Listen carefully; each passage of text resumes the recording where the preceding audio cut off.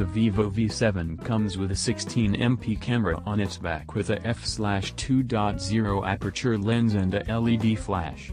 On the front, however, is a 24MP sensor with f/2.0 lens, this one without a LED flash, but capable of simulated bokeh effect.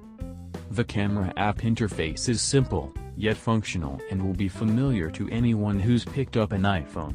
You switch between basic stills, beautification mode, and video. The flash toggle, front camera switch, and a mode selector are up top in portrait, so they pretty much require you to use both hands. Photo enthusiasts will be pleased to find a professional mode, and it's one of the better made ones we've seen. It gives you access to a lot of manual controls, including exposure compensation, 2f/+2f and 1/3f increments, ISO sensitivity, all the way up to ISO 3200, shutter speed, as long as 16s, white balance by presets and manual focus. The 16MP rear camera produces detailed images with pleasing colors and decent dynamic range.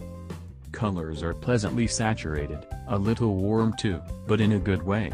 There is noticeable noise, especially in the skies, but nothing that much to get in the way of fine detail. Dynamic range is decent, and we rarely had to manually engage the dedicated HDR mode. And here are some low-light photos. The V7 produced mostly unspectacular grainy shots.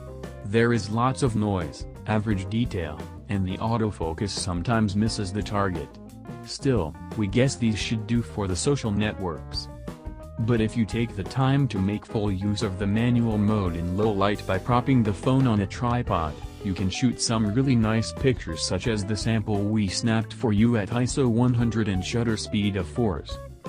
There's auto HDR on the V7 and we suggest leaving it on.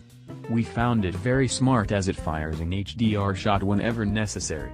Vivo's approach to HDR processing is mature, preserving the highlights and bringing out more detail in the shadows. It also lowers the noise in those dark corners, which is another reason to rely on the auto HDR mode. The V7 does portraits with its rear camera and most of the time it does a good job separating the subject from the background. The bokeh effect isn't that strong and there is a halo of blur to mask the separation, but that's a very clever trick to hide any omissions by the algorithm. While not perfect, the portrait shots are pleasant.